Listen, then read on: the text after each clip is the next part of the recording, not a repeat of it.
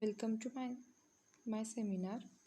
I am Swahalya Kayum Desai from Department of Electrical Engineering, Annasaheb Danke College of Engineering and Technology, Ashta. Today I am giving the seminar on the topic of paper battery under the guidance of D.A. Suryavanshi.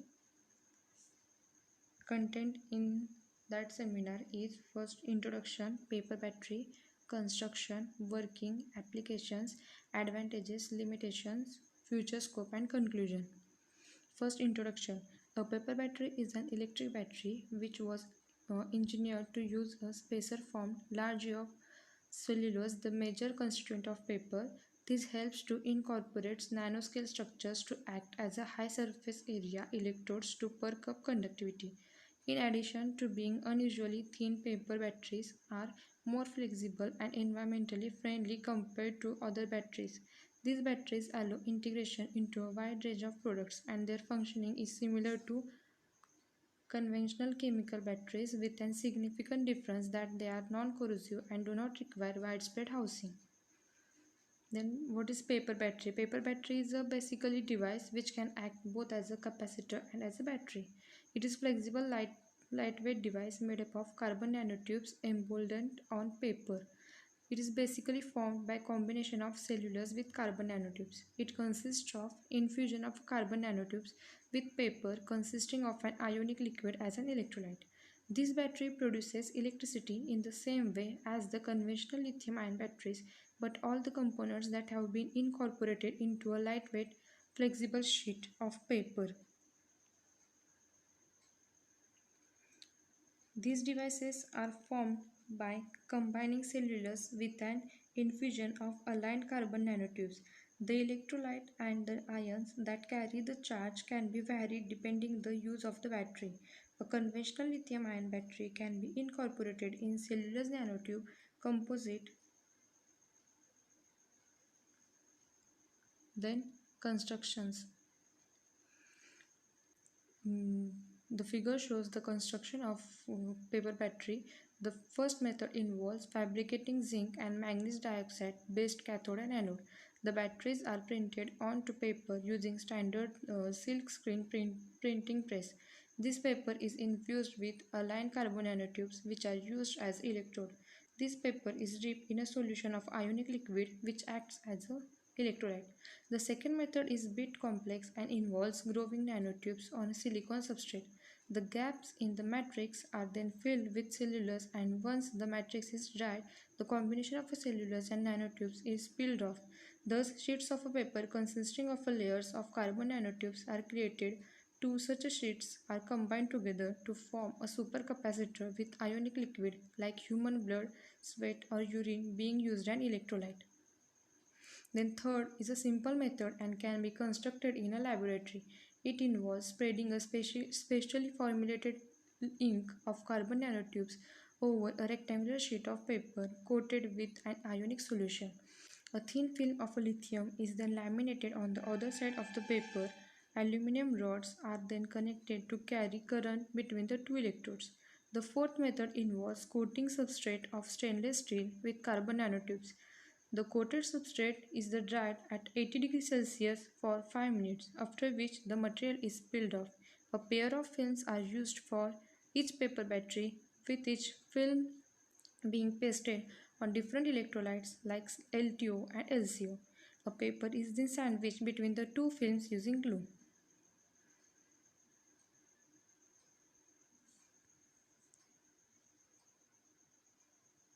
Here see the construction of a paper battery. Then working. Internal operation of a paper batteries is similar to that conventional batteries with each battery generating about 1.5 volt. If one can recall, traditional batteries work in the manner where positive charge particles called ions and negative charge particles called electrons move between positive electrodes called anode and negative electrodes called cathode. Current flows as electron flow from anode to the cathode through the conductor. Since the electrolyte is an insulator and doesn't provide a free path for electrons to travel. Similarly, in some paper batteries, carbon nanotubes acts as a cathode. The metal is the anode and paper is the separator. chemical reaction between metal and electrolyte results in production of ion, whereas chemical reaction between carbon and electrolyte results in production of electrons. These electrons flow from the cathode to the anode through the external circuit. Then advantages. There are many advantages. That is, first, like light, rugged, flexible, can be rolled, crunched, cut, made into any shape.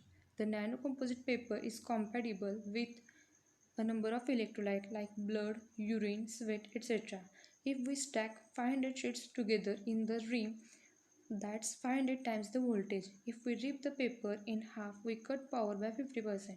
So we can control the power and voltage issue. Non-toxic and hence can be used to power pacemakers and RF tags. It is very useful where burst of energy is required for operation like most electric vehicles. The electrolyte contains no water, thus there's nothing in batteries to freeze or evaporate, potentially allowing operation in extreme temperatures. Then environmentally friendly. The organic radial materials inside the battery are in an electrolyte permitted jet state, which helps ions make a smooth move, allowing the batteries to charge at a lightning speeds. It could charge 20 to 20 minutes, 20 times faster than conventional lithium-ion batteries. Then, where can paper batteries be used? Paper battery can actually prove beneficial for application where portability and size is the main requirement. Modern day electronic equipments like smart cards, digital watches facilitate the requirements of thin batteries which are long lasting and non toxic. Wearable computers. One of the latest real time example of wearable computers is Google Glass. It actually is a normal spectacle with an optical head mounted display, and Glass is a computer in the form of a pair of eyeglasses and includes an optical head mounted display which allows the user to use a smartphone. It can also be used for power devices like calculators, wristwatches, and wireless communication devices like mouse, Bluetooth, headphones, keyboards, etc. What are the limitations of paper batteries? Since cellulose has a low shear strength, these batteries have low strength and can be torn easily. Construction of nanotubes is expensive. Features go. The black piece of paper can power a small light. Flexible paper batteries could meet the energy demands of next generation of gadgets. The ambition is to produce reams of paper that could one day power a car. The paper battery was a glimpse into the future of power storage.